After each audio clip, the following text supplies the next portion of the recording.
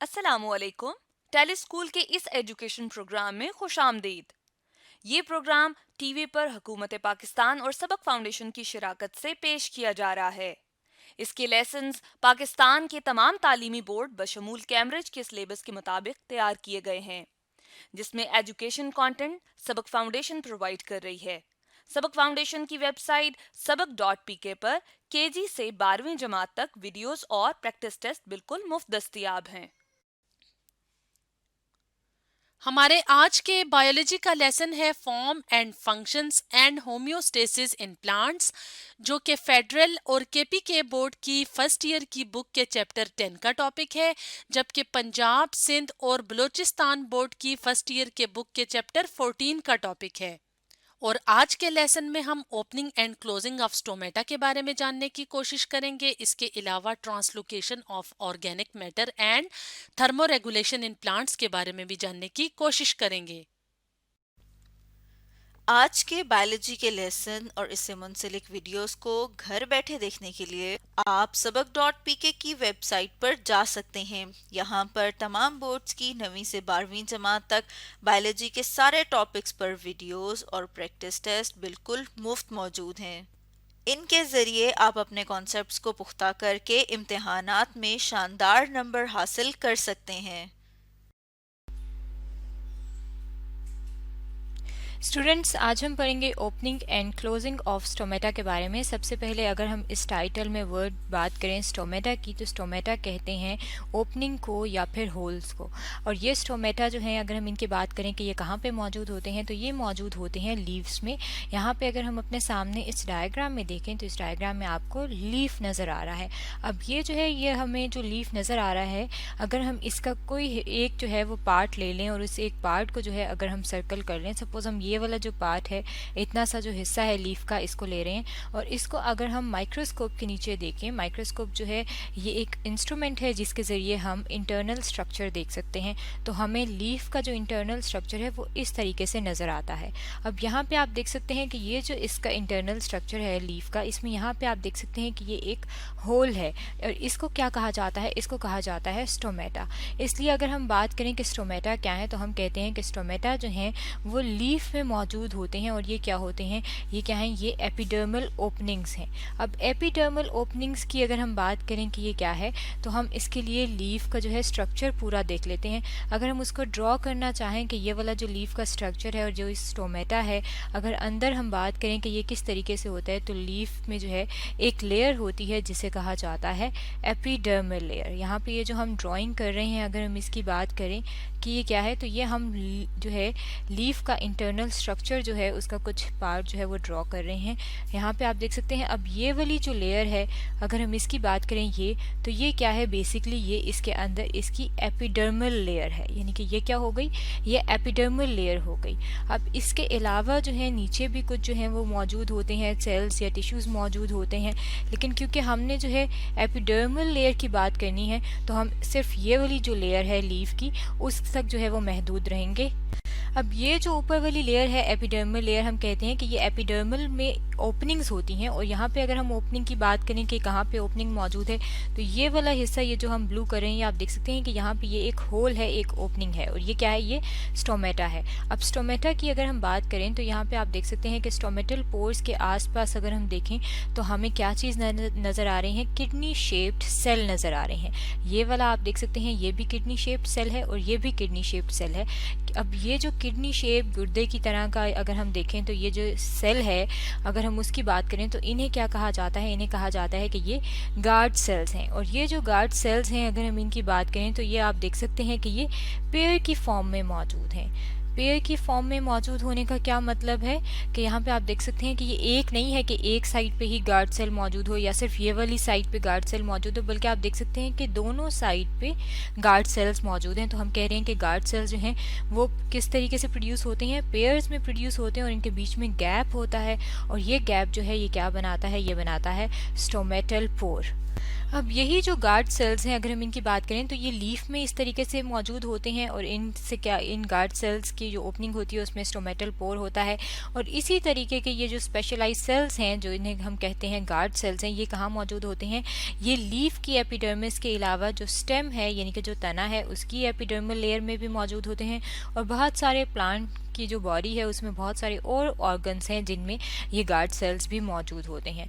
अब अगर हम बात करें कि ये गार्ड सेल्स जो हैं ये किस तरीके से ओपन और क्लोज होते हैं, तो इनकी ओपनिंग और क्लोजिंग, यानी कि ये स्टोमेटा जो हैं बंद होते हैं या खुलते हैं किस तरीके से, अगर हम इनकी बात करें तो उनके लिए यहाँ पे हम अपने सामने इस डायग्राम में देख सकते हैं कि इस डायग्राम में दिखाया गया है कि ये जो गार्ड सेल्स हैं इनकी जो शेप है वो चेंज हो रही है।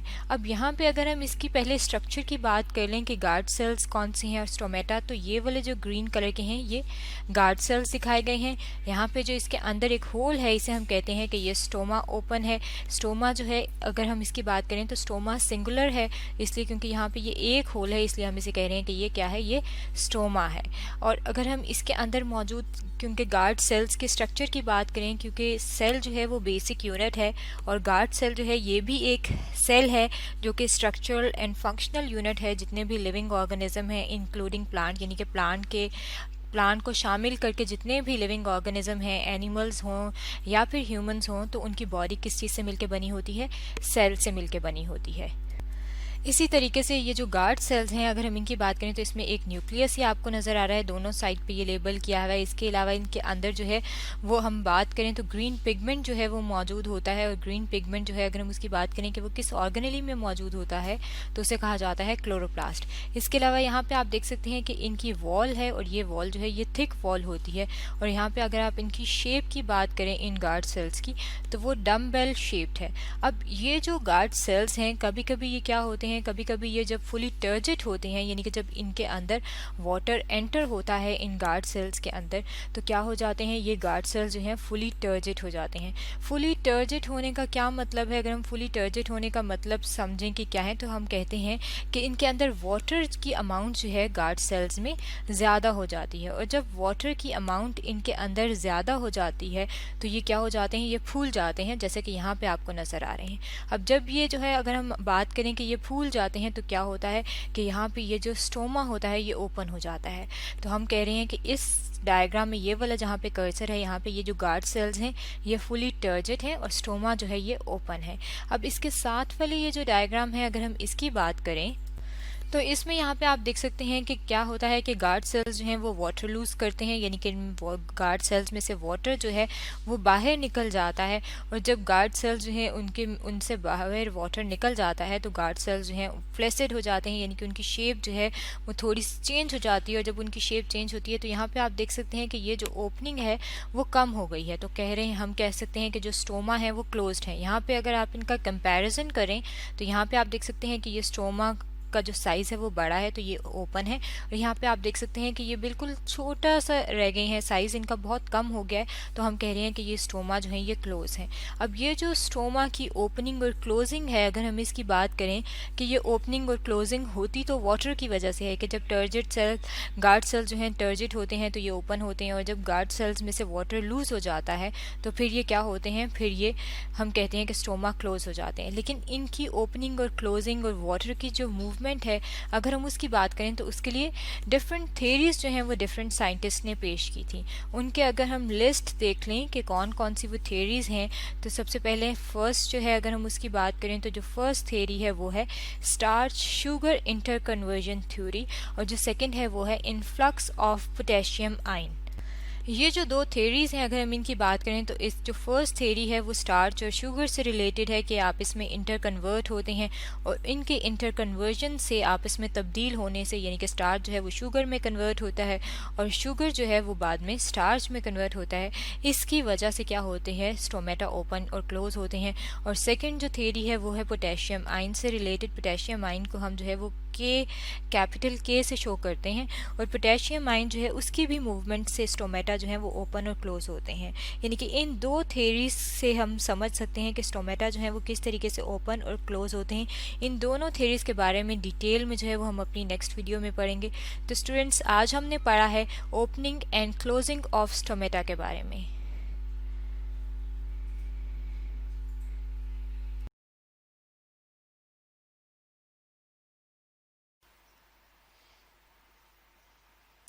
आज हम पढ़ेंगे removal of extra carbon dioxide and oxygen plus जो है हमारे पास क्या है एक्स्ट्रा वाटर। अब सवाल ये पैदा होता है कि इन चीज़ों को रिमूव करना क्यों ज़रूरी है।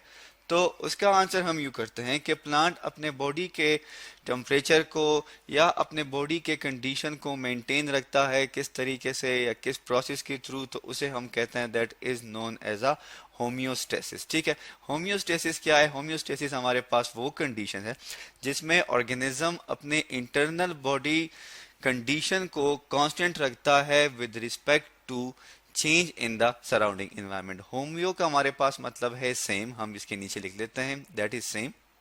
ठीक है, और स्टेसिस कहते हैं किस चीज को? कंडीशन को। ठीक है, मतलब ये है कि जो इंटरनल बॉडी कंडीशन है वो क्या रहेंगे? हमारे पास सेम रहेंगे। हम यहाँ पे लिख लेते हैं दैट इज इंटरनल। ठीक है, किस चीज के एस्पेक्ट के, किस चीज के रिगार्डिंगली?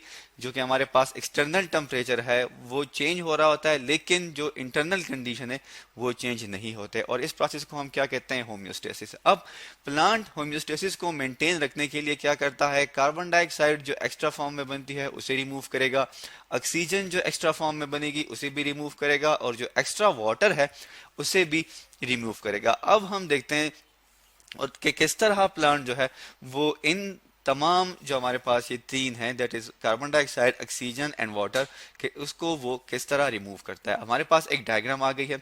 सबसे पहले हम शुरू करते हैं एक प्रोसेस से जिसका नाम है दैट इज फोटोसिंथेसिस। हम यहाँ पे लिख लेते हैं हमारे पास क्या है? फोटोसिंथेसिस। फोटोसिंथेसिस हमारे पास क्या है? फोटोसिंथेसिस हमारे पास प्रिपरेशन ऑफ फूड है in the presence of sunlight. ठीक है, किस तरह कि कार्बन डाइऑक्साइड के जो मॉलिक्यूल होते हैं, ठीक है, वो रिएक्ट कर लेते हैं किस चीज के साथ? रिएक्ट कर लेते हैं विद इक्वल अमाउंट ऑफ या इक्वल मॉलिक्यूल ऑफ वाटर।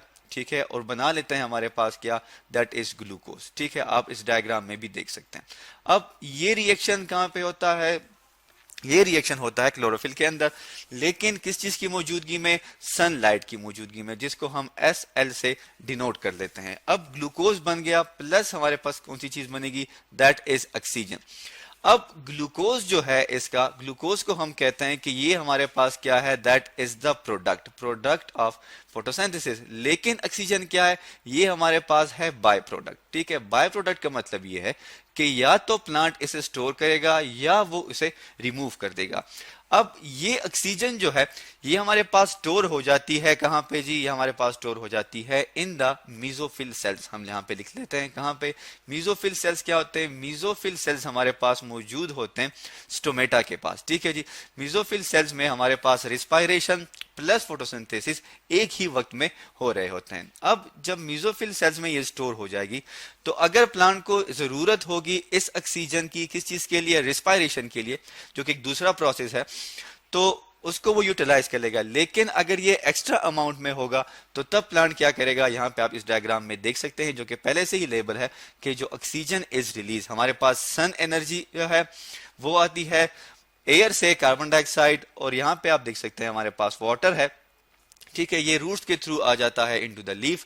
सन की मौजूदगी में या सनलाइट की मौजूदगी में प्रोसेस होता है, फूड बनेगा, और उसके नतीजे में जो हमारे पास ऑक्सीजन बनेगी वो रिलीज कर दी जाएगी, प्लस ग्लूकोज जो है वो बन जाता है। और इसी तरह जो एक्सेस अमाउंट ऑफ ऑक्सीजन है उसे रिलीज कर दिया जाता है किसके थ्रू? हम लिख लेते हैं with the help of stomata. ठीक है, स्टोमेटा क्या करेगा? एक्स्ट्रा अमाउंट ऑफ ऑक्सीजन को रिलीज कर लेगा। अब हम बात कर लेते हैं एक दूसरे प्रोसेस की जिसे हम कहते हैं सेलुलर रेस्पायरेशन या रेस्पायरेशन। हम यहाँ पे लिख लेते हैं क्या है हमारे पास? That is respiration. ठीक है, रिस्पायरेशन हमारे पास क्या है? रिस्पायरेशन हमारे पास वो प्रोसेस है जिसमें यही ग्लूकोज का मॉलिक्यूल जो कि फोटोसिंथेसिस की वजह से बना था उसकी ब्रेकडाउन हो जाएगी ऑक्सीजन की मौजूदगी में। हम अपना रिएक्शन लिख लेते हैं यहाँ पे, दैट इज ग्लूकोज। ठीक है जी, हमारे पास ग्लूकोज क्या है? C6H12O6। ये क्या होता है? ये टूट जाता है, ये रिएक्शन करता है ऑक्सीजन के साथ।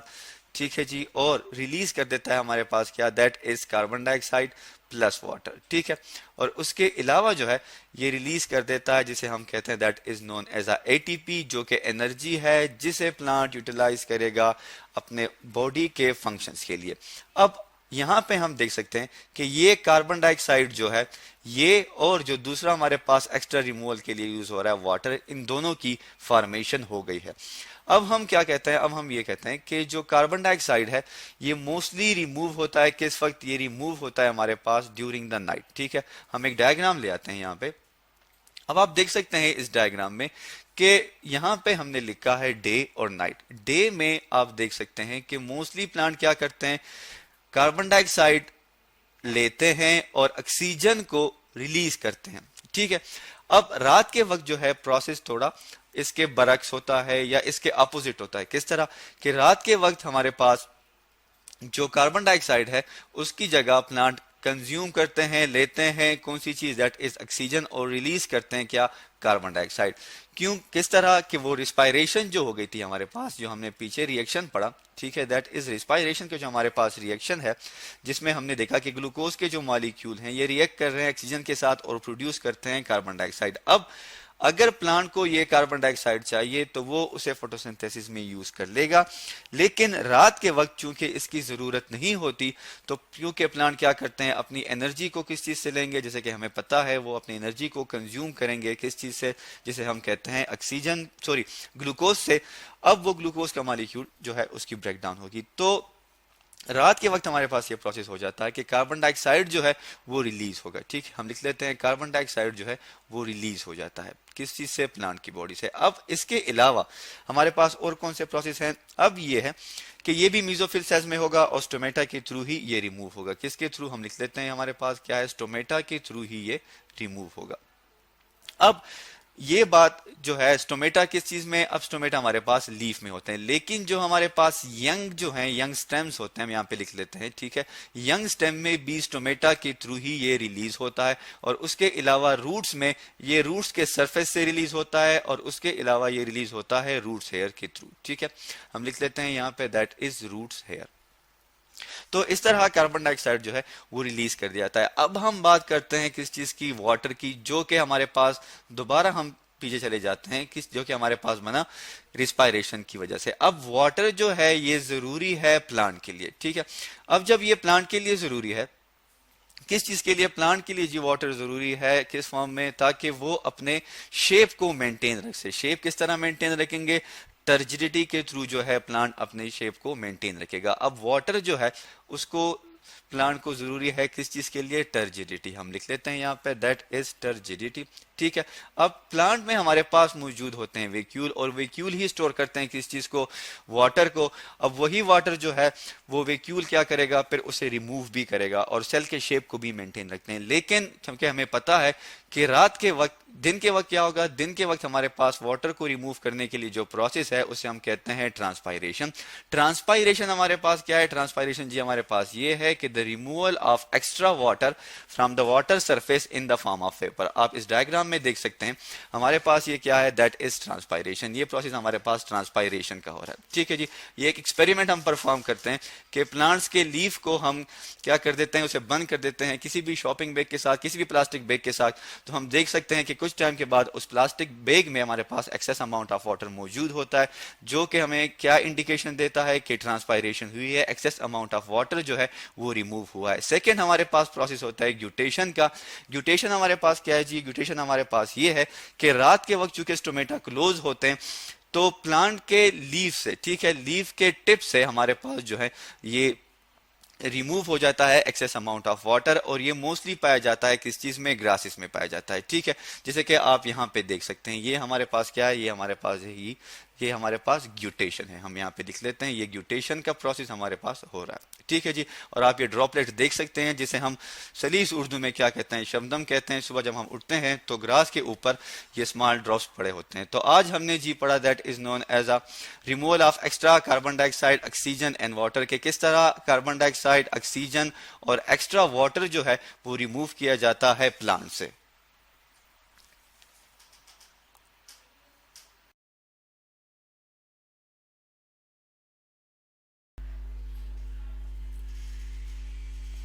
स्टूडेंट्स, आज हम पढ़ेंगे ट्रांसलोकेशन के बारे में। सबसे पहले अगर हम बात करें कि ट्रांसलोकेशन क्या है, तो ये एक प्रोसेस है जो कि प्लांट्स के अंदर मौजूद होता है। अब ट्रांसलोकेशन के प्रोसेस के अगर हम सबसे पहले इसकी डेफिनेशन की बात करें कि ट्रांसलोकेशन का प्रोसेस होता क्या है, तो हम कहते हैं translocation is the movement of materials from leaves to the other tissues throughout the plant. यानी कि इसमें होता क्या है कि मटेरियल्स जो हैं प्लांट की बॉडी के अंदर, उनकी मूवमेंट होती है, और वो मूवमेंट होती कहाँ से है? लीफ से स्टार्ट होती है। यानी कि लीफ से जो है वो मूवमेंट स्टार्ट होती है और प्लांट की बॉडी के जो बाकी पार्ट्स हैं वहाँ पे ये मटेरियल जो हैं वो जाते हैं।